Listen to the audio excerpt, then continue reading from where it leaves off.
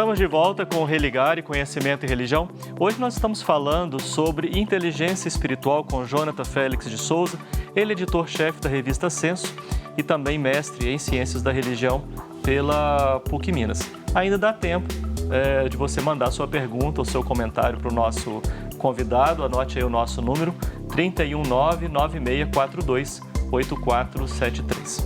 Bom, pelo que você falou ainda há pouco, Jonathan, é possível então falar de uma espiritualidade não religiosa. Uma espiritualidade pode ser trabalhada do ponto de vista de uma tradição religiosa, através de um vínculo religioso, mas pode também então não ser religiosa. O que isso significa no seu horizonte de pesquisa, de trabalho? Então, com o Courbet faz isso muito bem. Primeiro, ele afirmando que o que está no núcleo gerador das religiões é algo humano, não é algo religioso, e algo que as tradições desenvolveram ao longo dos anos, né?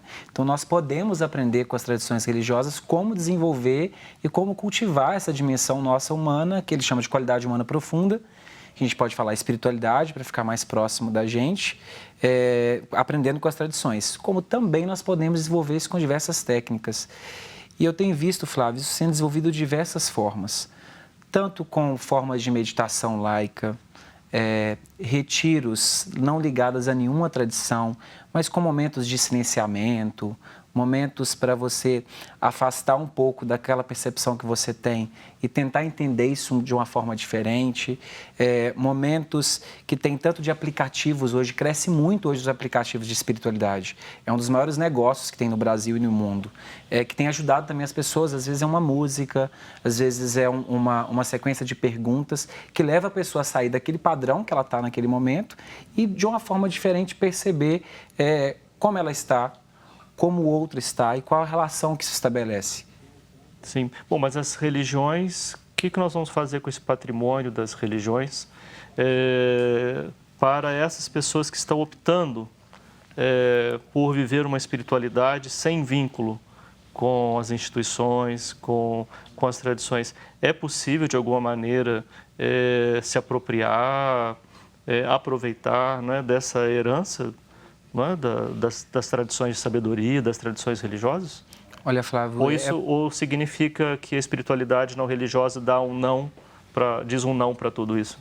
Pelo contrário, nós podemos aprender muito e precisamos aprender, até porque é uma grande herança cultural.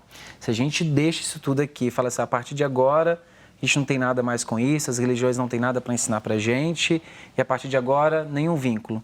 A gente quebra e a gente pode ter aí uma grande catástrofe, até cultural, por não saber lidar com esse diálogo que tem, que a gente pode falar um diálogo intercultural. Desse momento que a gente tem agora, que é um momento que não tem esses padrões fixos, que não tem esses padrões estabelecidos, respostas que vinham de Deus, do sagrado, mas nesse momento, como que a gente pode desenvolver aquilo que as diversas tradições, o cristianismo, o budismo, o judaísmo, como eles acessavam isso, como que eles desenvolviam, como que eles construíam respostas para o seu dia a dia, cultivavam as suas relações, colocavam valor nessas coisas, aprendendo as técnicas deles, a forma que eles desenvolviam, a gente pode também aprender como desenvolver, porque não tem nada de religioso aí, tem uma forma de acessar e de desenvolver. Sim. Você fez uma pesquisa bem interessante, pegando a sua própria área, de formação, que é a administração. Mais recentemente também você concluiu a sua formação em pedagogia, além do mestrado que a gente já mencionou aqui. Mas você pegou essa área de administração e procurou os artigos que estavam sendo publicados sobre espiritualidade e você perguntou se tinha ou não tinha vínculo com uma perspectiva religiosa. Lá você fala de epistemologia mítica, né? O que você encontrou nessa sua pesquisa? E parece que já chegou mais perguntas. Enquanto você responde, vou dar uma olhadinha aqui nas perguntas que chegaram. O que eu encontrei na pesquisa das ciências administrativas no Brasil foi uma mistura. Os autores, acho que pela sua experiência religiosa, os autores também pelo acesso aos estudos de religião que cada um tem, eles misturavam as duas coisas. Por um momento, eles afirmavam que o que estava sendo cultivado dentro das empresas era uma espiritualidade não religiosa, um constitutivo humano, não tem ligação com a fé. E por um outro momento, eles se baseavam toda a construção deles em dogmas, ritos. Então, ainda dentro do campo das ciências administrativas, não tem ainda muita nitidez, assim, não tem um caminho muito certo de qual que é o modelo de espiritualidade. Por um lado, alguns autores afirmam que é uma espiritualidade não religiosa, um constitutivo humano, e por outro, afirmam não, é uma espiritualidade religiosa, a gente pode aprender com isso. Eu acredito que isso tem muito a ver com o Brasil. O quê? Com as tradições? Com as tradições religiosas. E levam isso para dentro das empresas? Isso para dentro. Então, eles vão basear, Jesus disse dessa forma, Kardec falou para a gente dessa forma, então a empresa ela tem agora um karma a ser vivido, então tudo isso vai perpassar as áreas das empresas vivendo esse momento que a gente está vivendo todo misturado. Tá, então leva o conteúdo religioso explicitamente para o âmbito das discussões internas na empresa. Isso que você encontrou. Exatamente.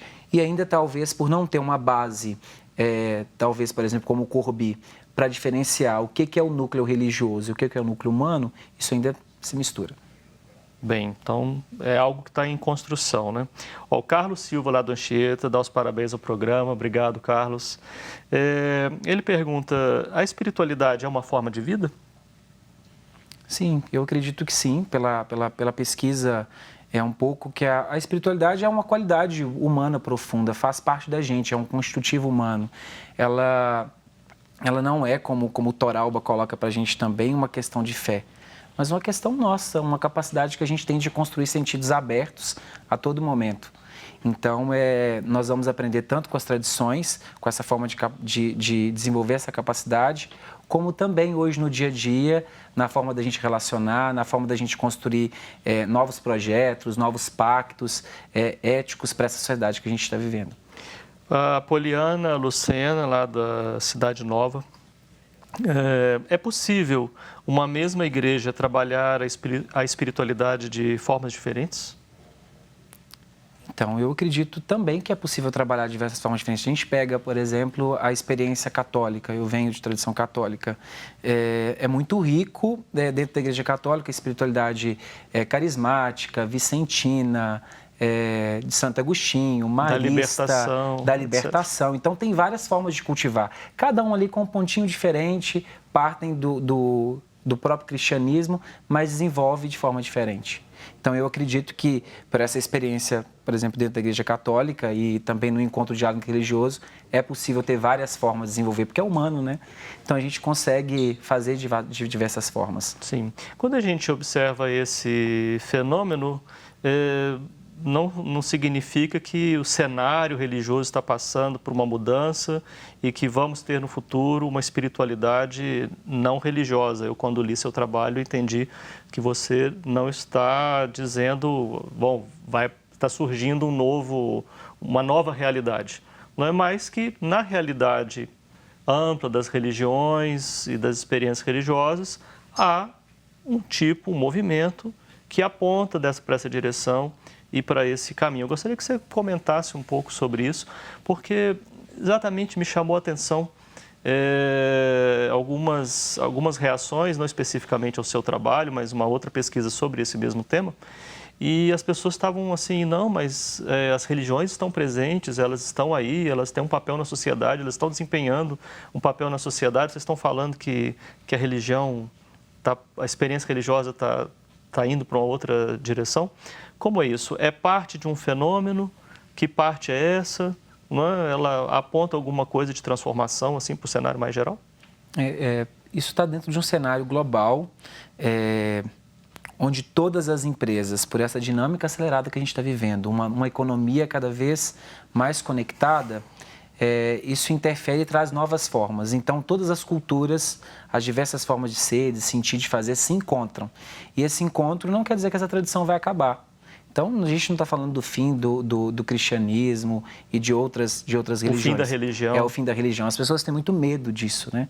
Tem um medo, mas não, pelo contrário. O que está surgindo é a identificação de fenômeno que isso é possível também fazer sem a religião.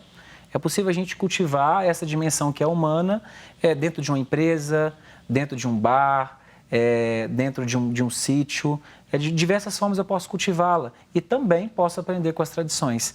Então, as empresas entendendo que essa capacidade é importante para esse momento, porque uma coisa que durante o trabalho a gente estabelece, principalmente com o trabalho que o Corbi vai diferenciando as sociedades pré-industriais, industriais e a sociedade do conhecimento. A gente precisa entender todo esse movimento para perceber esse grande, talvez um grande caldeirão cultural, que a gente está tudo junto ali com diversas formas de ser e de fazer. Uma sociedade como a brasileira, ela é mista nesse sentido, né? A gente tem esses momentos todos juntos.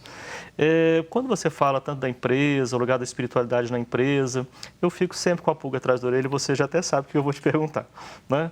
Porque qual que é o interesse mesmo da empresa? Não é o cultivo da qualidade humana? Ou os interesses do capital estão se sobrepondo até mesmo, né, para uma empresa fomentar o cultivo da espiritualidade? Então, você sabe que eu não confio muito, né? Eu também não confio muito, não. Eu acho que tem dois caminhos. Eu acho que não tem uma resposta única. Eu acho que existe, sim, o interesse da empresa ter mais lucro, mais forma da empresa construir crescimento e perenidade. Isso aparece em todas as pesquisas. O nosso objetivo é ter mais lucro, continuar e permanecer nesse mercado competitivo.